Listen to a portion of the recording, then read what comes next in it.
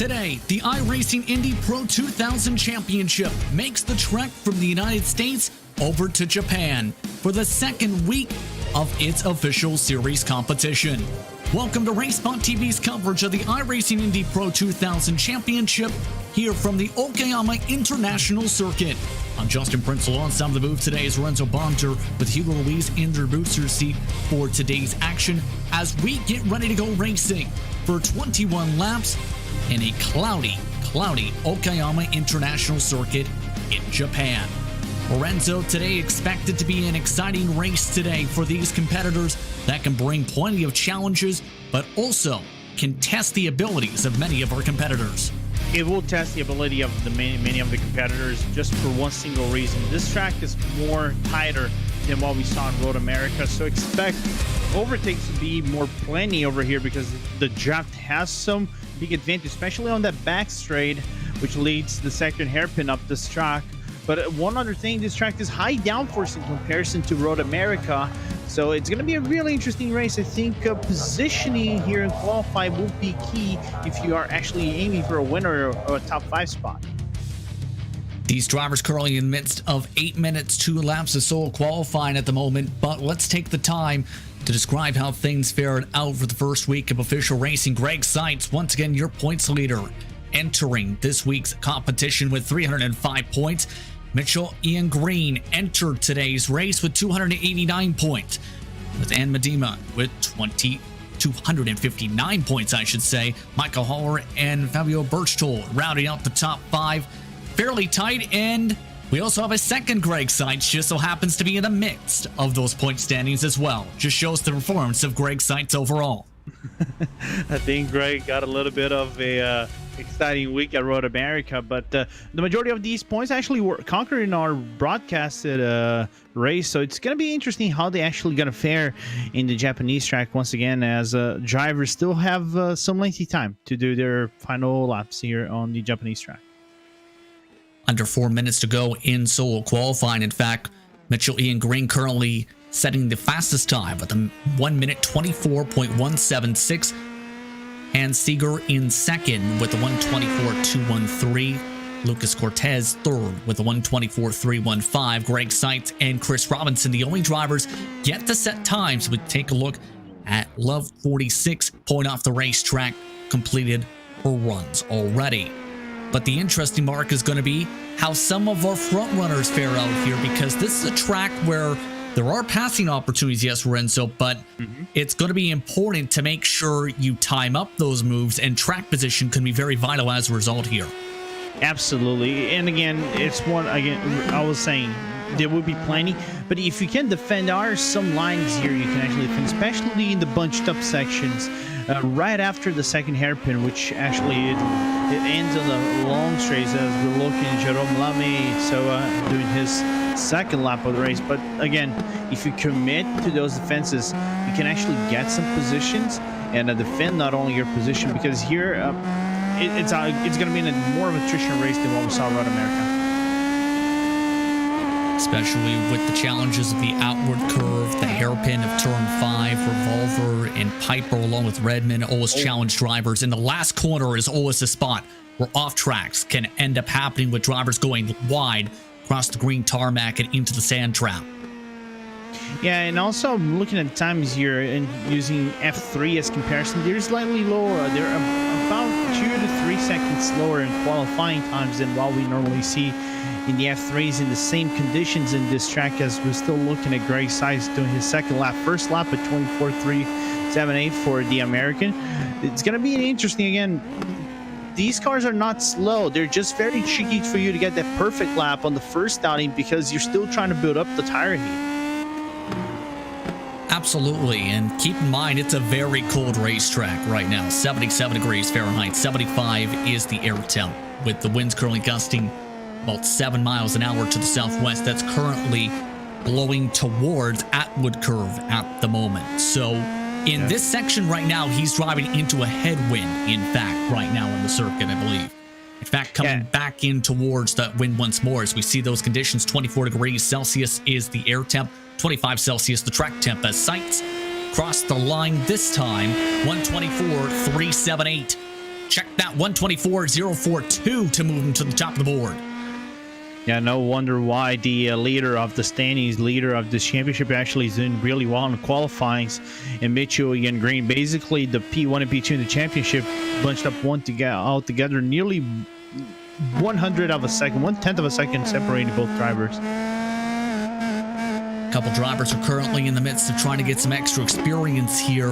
When it comes to this race, how important do you feel will be to get a good launch here for this type of a race? We're 10 seconds away from said launch.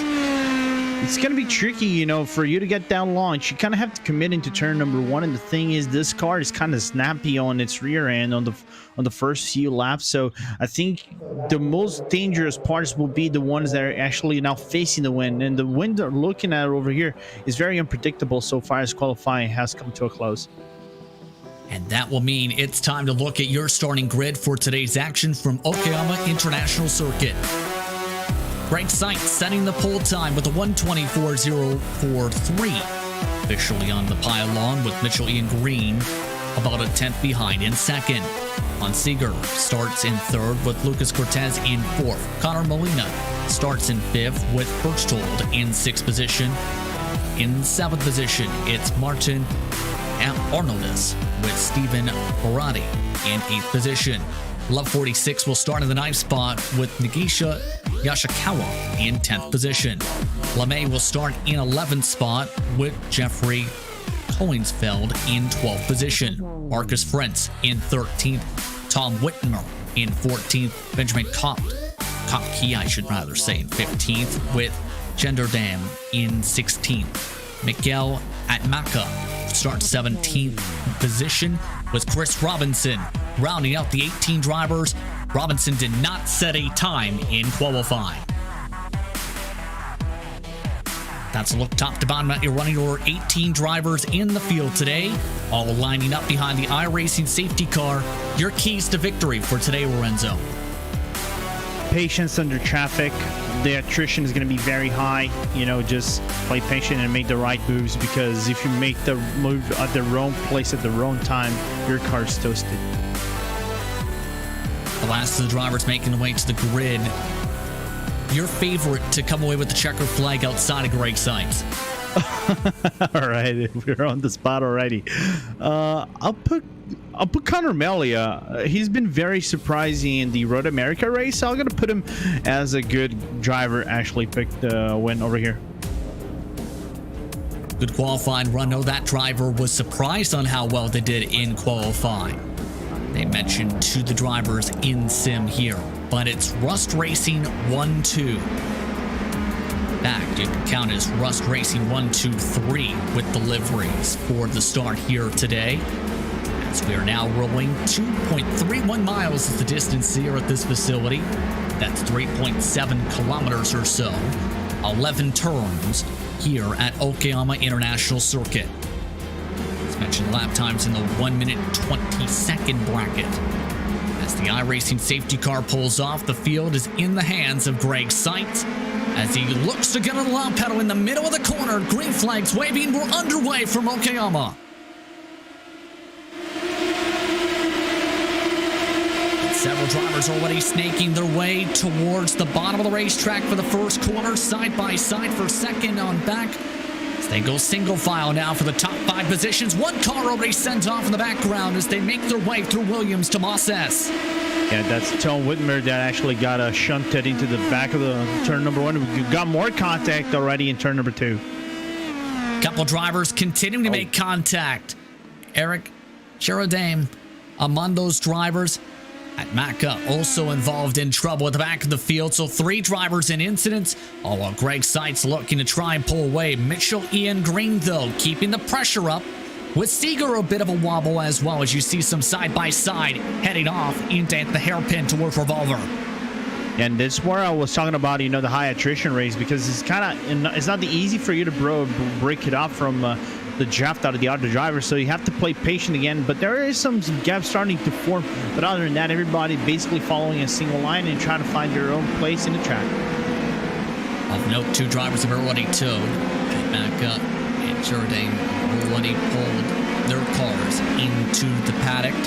So result of attrition early on. But you can see some of the team members trying to get themselves sorted out right now for the last corner as we end off our first lap. Greg Seitz leads over Mitchell Ian Green, Seeger, Cortez, and Leah. Your top 5 all lined up astern, bit of side-by-side at the edge of the top 10. It's Yoshikawa gets shuffled to 11th. And it's interesting to see Yoshikawa over here because normally you see him being featured in the Indy Open Series during the road courses. So good to see him actually being now in these lower tier power cars, but still driving very well. Absolutely. As let's take a look at what happened. 4 wide is never good here. Never works. So that explains where the first incident comes from. The second, you can see how tight the apex got. That was in Williams. I'm still surprised the car on the outside, I think that was Chris Robinson, didn't get a whole lot of damage because of that. Chris Robinson still a +3 on the race after not setting a qualifying time, keep in mind, all while Greg Seitz still holds on to a couple tenths of a second advantage over Mitchell Ian Green.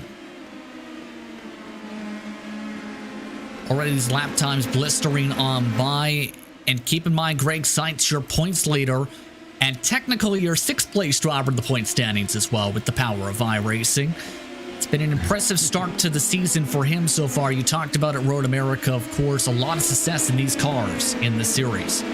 Yeah, not only this series, basically he's a high-profile, low-tier car individual. He used to do really well in the former Renault 2.0. I know him from the F3s. He usually does well over there, usually fighting for top 3s and wins. So it's really good to see Seitz, expanding the portfolio in these cars and showing why he's one of the best in these low-powered cars. Absolutely, but Mitchell Ian Green has also not been letting him get away. He has been keeping him pretty honest so far in these early stages, I've noticed. Separated by only a couple 1,000ths of a second last time by in pace. He's losing time, though, in Sector 2 after the run through Piper.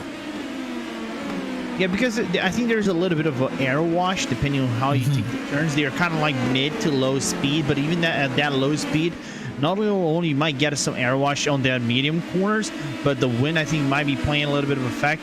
It's not as high as we got on qualifying. That was a nearly 20 kilometers per hour. It slowed down a little bit, but still might be effect enough during your acceleration, especially on the uphill right-hander when you're coming out of the final sector. The top 3 have now broken away. New purple time, a 1:24.1. That's a 0.3 of a second advantage. Corvon back is starting to group together a little bit, though.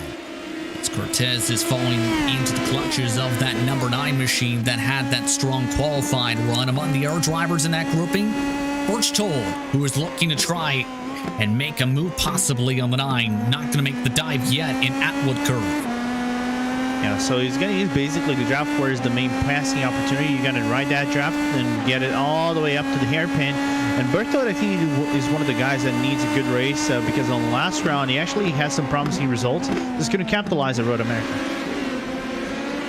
Able to pressurize a side-by-side with the number 9 machine. Allowing a bit to get the switchback there through Revolver as they make their way through Piper. Now dives into the inside to try and take away the spot. Again, this is for 5th position as now Stephen Brady trying to also dive on in a little bit loose that time was Birch Toll, nearly sliding up as he's able to clear on by. Yeah, and you can see right at the 4 car in the back is Martin Arnauda. So Martin is actually trying to go for it. Looked on the inside of the second to last turn, where Haradi had a really good defense. Varadi had a really good defense in there. This across the rumble strips, and now they reset for their battle for position as they look to try and scrap once more. It seems today these drivers near identical in pace, especially in Sector 2. That seems to be the best opportunity throughout this entire racetrack, as a bit of a wider run for the number 9 machine will lose a bit of momentum for this grouping. It's a tricky track because you can maximize your time depending on how you take the turns. You need to be smooth on the on the accelerator. Not only, more importantly, you have to be very smooth on the steering, because this car is kind of sensitive to oversteering, so you have to take it a certain approach into it so you can maximize your time. And I think that's what they're trying to do, even though their last lap was basically the lowest lap of the race for all these 4. Coming up to 16 laps to go already in this race, indeed. So what do you do if you're one of these drivers in this train when you're sort of aero long, to try and break through that bubble and make sure you don't get too much aero wash and lose spots yourself?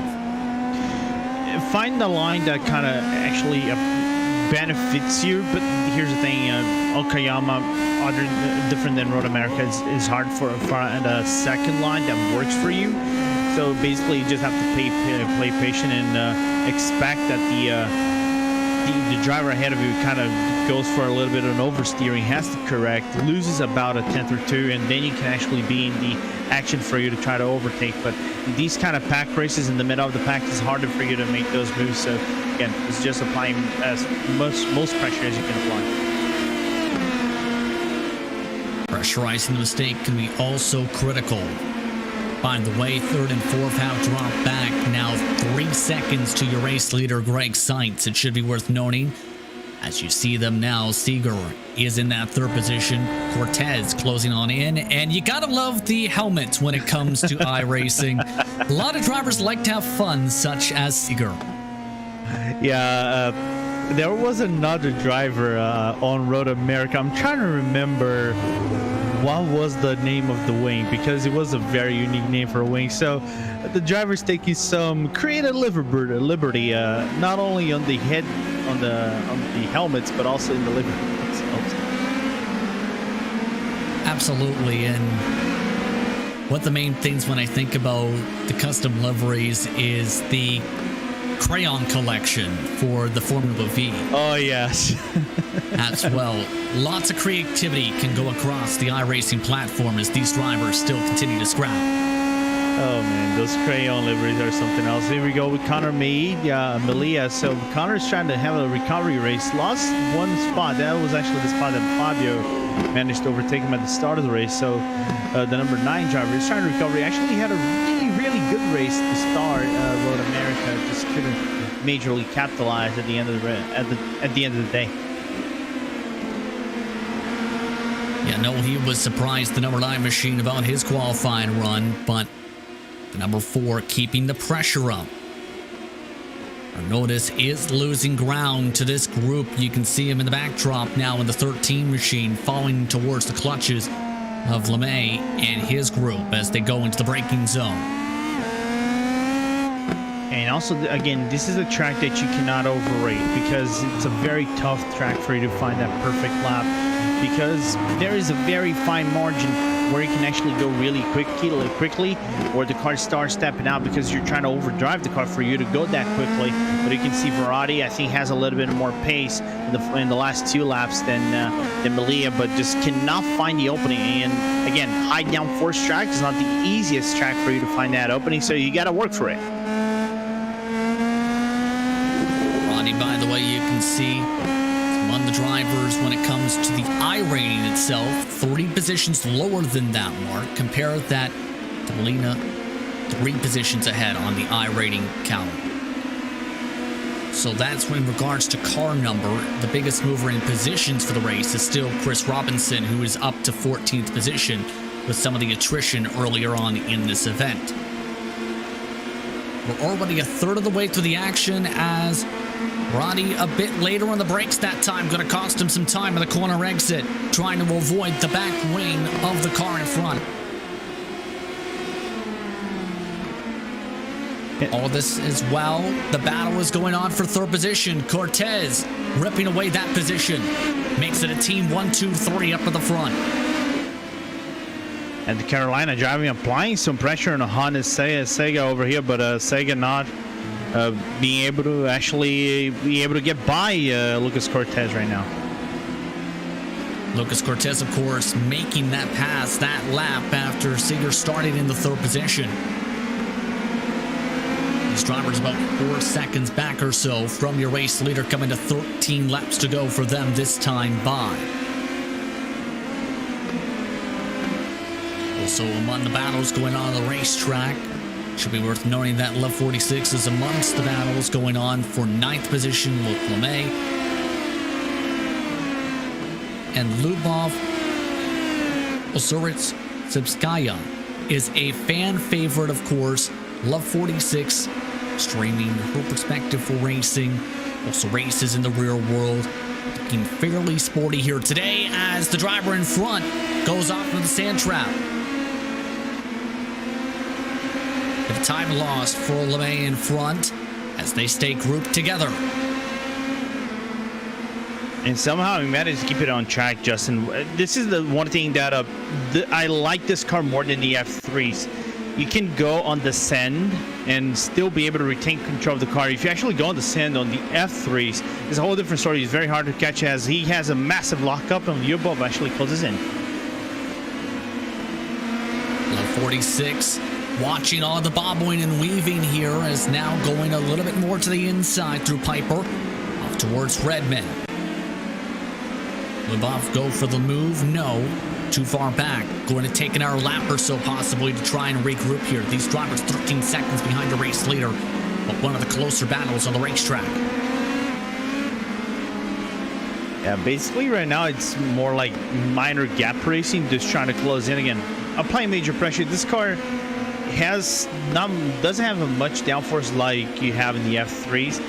In the hindsight, you can also close in, but you're gonna have to rely on aggressiveness for you to close in and maintain that gap you close in during aggression than using the draft alone on majority of the sections who are more twisty than a straight line.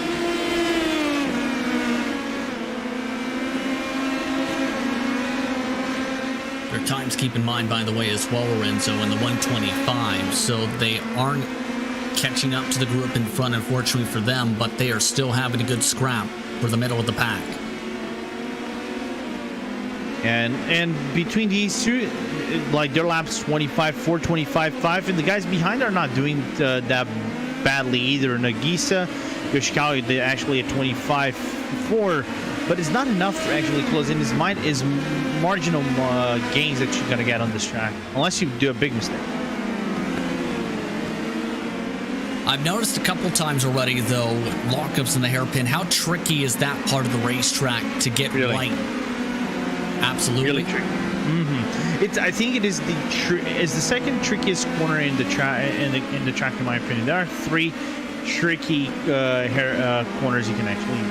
The last turn, because there's a certain way you can actually attack this turn and be very efficient in it. Third one is not that hard, so I'm not going to count on that. But the hairpin, you kind of have to either commit and you're gonna lock up the tires, or kind of like break around the 125 meter in going into the hairpin. Then you're gonna be a little bit safer and attack on the inside.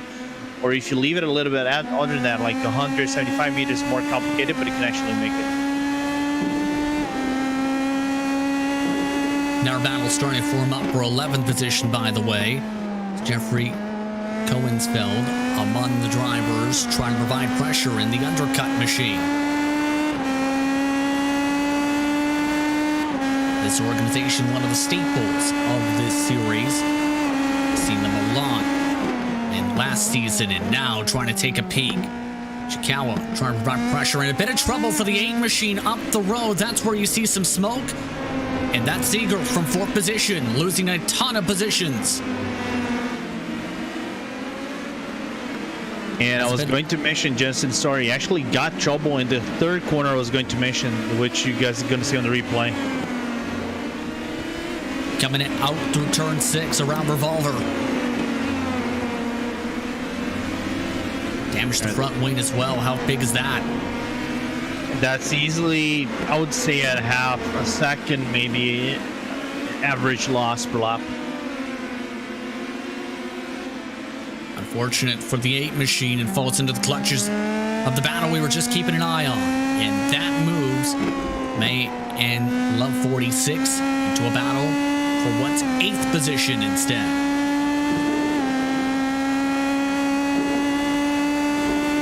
And I like what Lyubov is actually doing over here, because she's like just measuring LeMay so far. And for her, also, it's very interesting because she drives in the W Series, and the W Series are cars that are also low power, as she's now going to use the jump to try to make the overtake. So it's a good practice for her when she comes to real life. Also very critical, and there's an air lockup, and now the door is open, and LeMay gives up the position. And that was coming for at least a few laps there. Yeah, good aggression from Lyubov, but then again benefited from the error of LeMay, and good sportsmanship from LeMay to, you know, not go for the position unnecessarily and let the other driver go through. That was the third or fourth time at the very least we've seen that 5 machine lock up in that section. And now, Lyubov now in 8th position. Next grouping up is about 5 seconds up the road. Under 10 laps to go, already past halfway, by the way, in this race.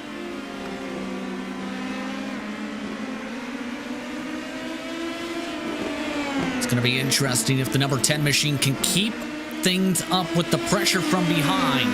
As now LeMay going for the run, goes to the left, ends up backing off, heading off into the outward curve. Thought about the move, it looked like there for a second. I thought about there, but I think he's gonna, you know, where he's going for that overtake. So Lyubov's gonna have to watch out for that inside move that LeMay might do it. May have locked up the brakes several times in this section. Lyubov this time away a little bobble. LeMay with the big bobble coming off the corner through Revolver as they make their way towards Piper.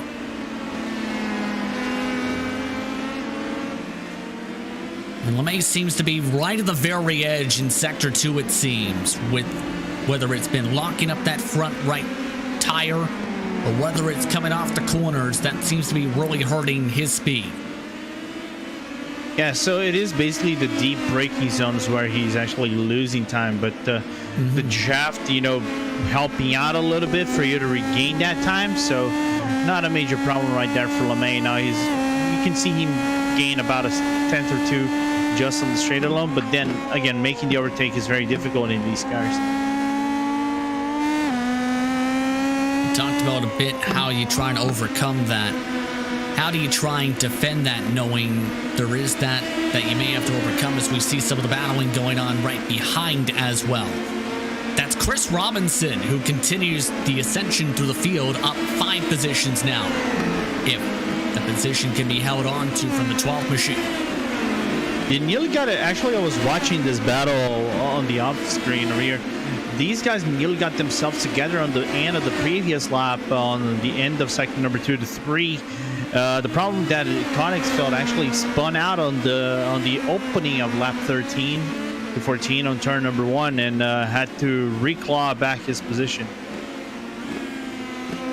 Chris Robinson, though, able to hold on to the spot, going right to the middle of the racetrack that time of the defense. 2 different angles now as you go up towards from above. Seems that 12 is really quick when it comes to the corners, but there's a mistake from Robinson. Once again, the 12 machine able to take back 13th position. Nice move. The problem is if you ride too much of the curb being outside of that second left-hander, the double left-hander, the problem is the car kind of bottoms out and you kind of grind the curb and you lose a little bit of speed. You don't damage the floor, but you damage your time. You get some time loss damage instead, and that can allow you someone to make that overtake at the end of the small straight. By the way, it should be worth noting that the lead continuing to grow up at the front of the field. Mitchell Ian Green now 4.4 seconds behind Greg Seitz. As we take a look at the battle for 10th position on screen. It's been incredible to see what Greg Seitz has been able to do, keeping within 1 to 2 tenths of times. These drivers in the 125s, Yoshikawa trying to make the move. Bit dicey with the 8 machine. This is for 10th position. A -8 now for Seeger. Yeah, but Seeger has the damaged wing, so he's not going to be able to defend effectively. Even though LeMay's times have, Seeger's times have been okay-ish so far. 25 fives, 25 mids. His past laps, so he's keeping up despite having, I think, there's not a second loss, but it is considerable loss. So I think would save half a second just because of that damage. Yeah, which is very impactful, and the times have been showing towards that direction, that transition backwards on the pylon. Back 6/10, lost last time by. You see, right there is where you can start to really notice some of it with a little bit of the wobbling and loss of time going through Williams.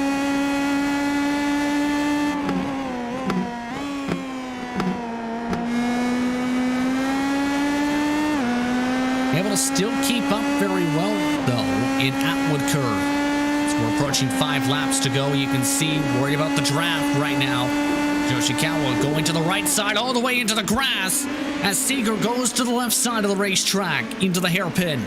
Can't complete the move. Actually forced to check up. Yeah. That was a little bit sketchy there, Lorenzo.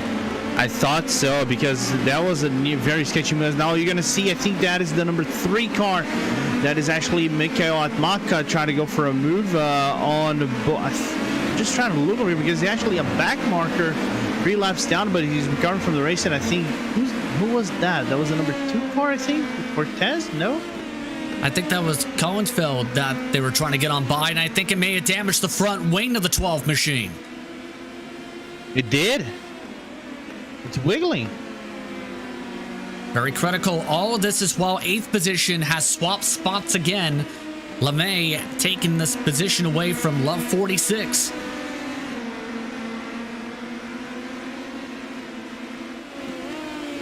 And there's that front wing we're talking about wiggling. Cannot defend down the straightaway, losing a lot of time to Chris Robinson that time. I'm surprised how that wing has not fell off under the floor of the car.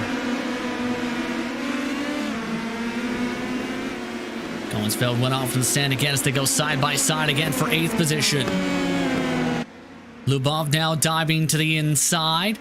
Back for the switch to Revolver.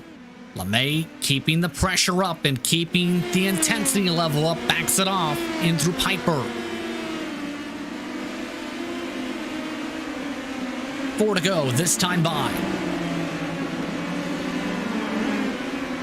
And the line actually for Ozeretsovskaya actually was really good down there, even though she got a little bit wobbly at the exit of the second left-hander, but managed to seal the deal against LeMay. But now the positions have inverted once again. He's going to be hunted now. This has been a great battle amongst these drivers.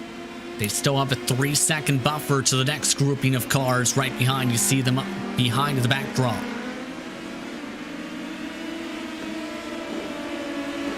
The question is, can LeMay keep up this pressure that has been continuous as up the road from them? The pressure is on for 6th position.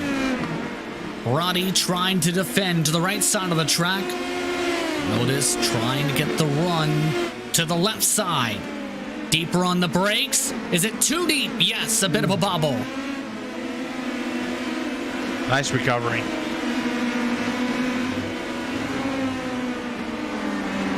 Able to hold on and keep it on the racetrack. Elia has already pulled away by 2 seconds. Birchtold has also broken away from the 9 machine to hold on to 4th for now with 3 laps to go this time by.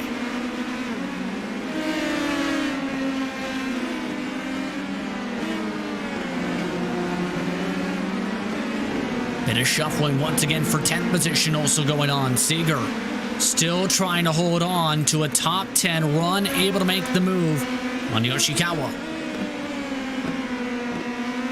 Yoshikawa tried to look for the better run on the exit of the last corner, but got blocked off by Sager, so I think he's not going to be able to actually have a good move. He's going to have to go for the lunge on turn 1.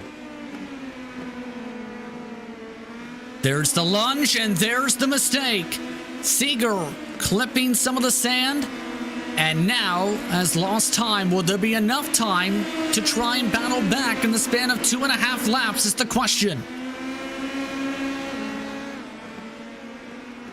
Gonna be tricky. A little bit of the wide entry for Hesega. So let's see if the Dermot, the DH driver, is gonna have the skills enough to close in the jumps as well, as Lyubov has defended once again. Now we're going to run for LeMay for the next 2.5 laps. Going to be very close amongst these competitors. They've picked up their tempos. LeMay right at the very edge of the limit, slipping and sliding through Piper that time as they make their way through Redmond. You can see Lyubov on the side on the previous turn, basically riding the grass a little bit. There's a little bit of a patch of grass you can kind of use, which it will not give you major grip loss. So you can actually slightly abuse it, but don't overly abuse it. Oh! And LeMay has spun it around with 2 laps to go. And LeMay now with damage as he backs up into the middle of the racetrack. Back to 11th position. We talked about him being on the limit for much of this race. And now Hans has finally made the major mistake. Yeah, it looks like the car bottomed out on the final turn and then just launched the number 5 driver into the outside barrier on the start-finish line and causing some damage on the front wing. I think if I have to see that correctly, it might be on the left side, on the right side front wing out of the number 5 car. So that's really unfortunate.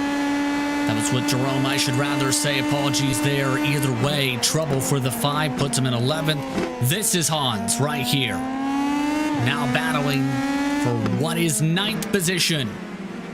Yoshikawa with the bit of a squeeze as the white flag is up in the air. Final lap from Okayama for Greg Seitz and company as the battles continue. A wider line for Yoshikawa. They made a mistake there, Justin. Yeah, really slipping and sliding those back tires right now. Yoshikawa trying to hold on to 9th position. Right in the middle of the field. Seeger building up the run with the draft. Will we go for the move? In the first corner, yes indeed. And completes the move. Switchback attempt from Yoshikawa. Again, this is the final lap from Okayama.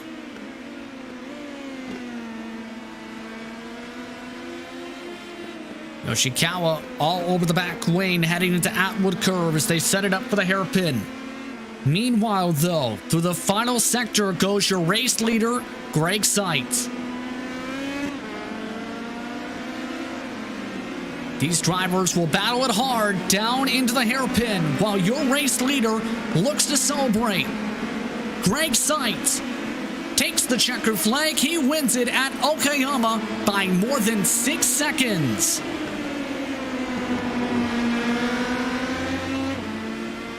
Seeger able to hold on in front of Yoshikawa. Yoshikawa taking an aggressive move into Redmond for the battle for 9th. Near contact. He's going for the switch back, but I think there's not enough room here, Justin. Only 2 corners to go. We might see the lunge. Will the lunge be enough? Got close to the back wing, not close enough.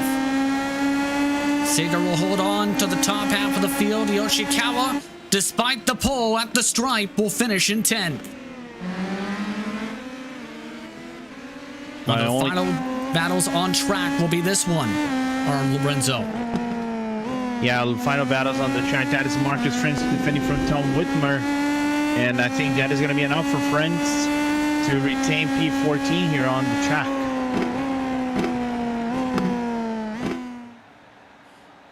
An exciting race today, especially in the mid-pack for competitors today at Okayama International Circuit, as the last of the drivers have crossed the stripe here in this one for the iRacing Indy Pro 2000 Championship. Greg Seitz pulling away from Mitchell Ian Green, multiple-time D2 champion, with Lucas Cortez in 3rd position. Fabio Berchtold finished in 4th with Malia in 5th position. Roddy in 6th spot with Arnoldus in 7th. Love 46 finishing in 8th spot with Seeger in 9th after front wing damage ran as high as 3rd in this race. LeMay finishing right behind Yoshikawa. Yoshikawa holding on to the top 10 closing stages. Kopke finishing in 12th position. Chris Robinson 13th with friends Whitmer, Collinsfeld, and Atmaka rounding out the top 17. One driver did not finish after an early incident. That was Eric Chardadain for this race. An exciting one today, Lorenzo. Your final thoughts on this one here from Okayama. A highly attrition race, but that was kind of expected. Really good battles, and again, Greg Seidlitz extending his dominance on this car, and I can't wait to see what Phoenix will bring next week, because they're going for their first oval of the season, and it's a whole different thing driving on ovals, by the way, with these cars. It was an exciting one for Okayama, but it's time to say goodbye. We'd like to thank you for tuning in for today's coverage of the iRacing Indy Pro 2000 Championship at the Okayama International Circuit. For my producer, Hugo Ruiz, for Lorenzo Bonder, for Esteban Bowler, for Track Cams, I'm Justin Prince saying so long. Enjoy the rest of your evening. You've been watching RaceSpotTV. Congratulations to Greg Seitz, your winner from Okayama.